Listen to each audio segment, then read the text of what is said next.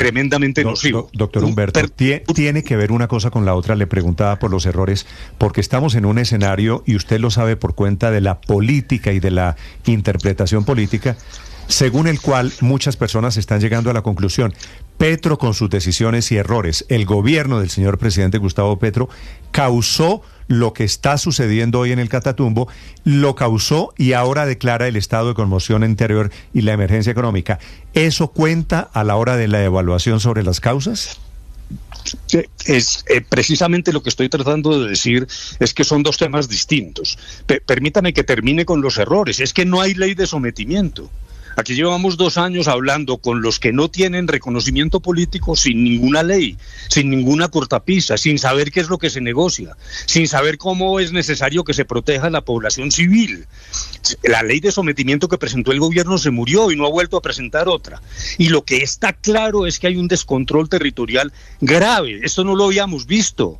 Aquí hay una situación humanitaria enorme, desplazados internos por razón de confrontación entre bandas ilegales, donde el Estado parece un poco perplejo, esperando que quizás a llevar a cabo acciones humanitarias. Entonces, pero la pregunta suya, no, una cosa es la responsabilidad del gobierno, que es mucha en lo que está pasando, y ahí hay un juzgamiento de tipo político y seguramente lo haremos en el Congreso, pero desde el punto de vista constitucional, a mí sí me parece que semejante situación que no veíamos en décadas, la propia oposición al gobierno, me parece que a esto hay que meterle un poco más de patriotismo.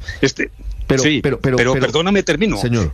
Perdóname, termino. Es que esto hay que mirarlo como una urgencia nacional, no como una pelea entre el gobierno y la oposición, porque más allá, repito, de la responsabilidad del gobierno, aquí sí sería un contrasentido decir que la situación es gravísima, pero amarrar al presidente para que no acuda a aplicar una constitución que está para todos los presidentes. Sí, lo que llama la atención, entre otras cosas, pero usted sabe cómo es la política, es que Gustavo Petro, siendo senador, en otros gobiernos, cuando se evaluó la posibilidad de una conmoción interior, decía que eso era llegar a la deriva autoritaria y hacia una dictadura. Una cosa es ser opositor y otra cosa es ser gobernante. Pero la pregunta va a lo siguiente, doctor de la Calle: ¿qué herramientas distintas le daría, en su opinión, la conmoción interior al presidente Petro hoy que le permitieran controlar la situación grave de orden público, sobre todo en el Catatumbo?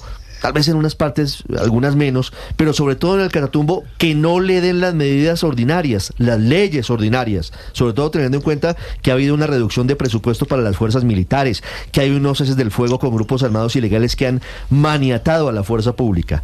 ¿Qué da la conmoción interior que no le da las medidas ordinarias, doctor de la Calle? Bueno, entonces, me parece que esa es la pregunta clave. Pero antes de eso, lo que usted rememora del doctor Petro es tan grave como lo que está pasando ahora. Colocar los estados de excepción como el comodín de la lucha preelectoral me parece que es grave. Cuando vino el conflicto con el Perú, el opositor de primera línea, que era Laureano Gómez, dijo: guerra en las fronteras y paz en el interior. Yo no estoy diciendo, para que no me malinterpreten, seguiremos criticando a Petro en lo criticable, pero me parece que esta discusión no puede llevarnos al contrasentido. He oído distinguidos dirigentes del Centro Democrático poniéndole palos en la rueda a una norma constitucional que se ha aplicado. Incluso antes del 91, el famoso estado de sitio era casi permanente. Entonces esto hay que mirarlo desde una visión nacional. No coloquemos esta gravísima situación al vaivén de las disputas electorales. Eso es lo primero. Sí. Lo segundo, la pregunta suya es la clave. ¿Qué es lo que se podría hacer que no esté regido o que no esté permitido, por normas ordinarias? Obviamente que no podemos responder categóricamente porque no tenemos decretos. Es que esa cosa del tuit realmente se ha vuelto endemoniada. Se nos anuncia, no tenemos ni siquiera el Estado que declara la conmoción y menos aún los decretos que van a ser adoptados. No, ni siquiera tenemos la motivación.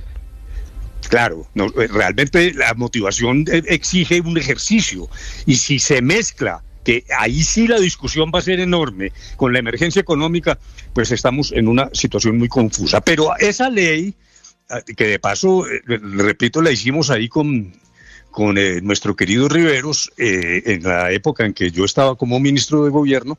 Bueno, al final yo ya me había retirado, pero ese texto se hizo en ese momento. Es durísima porque está hecha precisamente para situaciones totalmente extraordinarias.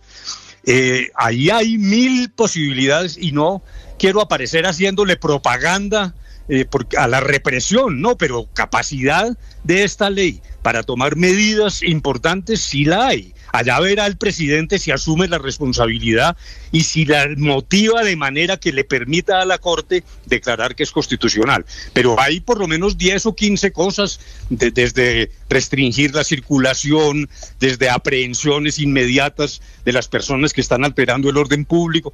En fin, no entremos en ese vademecum represivo, porque entonces terminamos generando otra discusión. Pero la pregunta clave es, el gobierno tiene la obligación de decirnos cuáles son las normas que quiere adoptar y que no puedan ser manejadas por las normas ordinarias, porque desde hace 17 años Colombia aprendió una cosa, a diferencia del antiguo estado de sitio, que podíamos lidiar con estas circunstancias a través de normas ordinarias, pero quitarle el carácter excepcional y gravísimo a lo que está pasando, me parece que no es un buen juego con Colombia. Miremos esto desde la perspectiva de Colombia.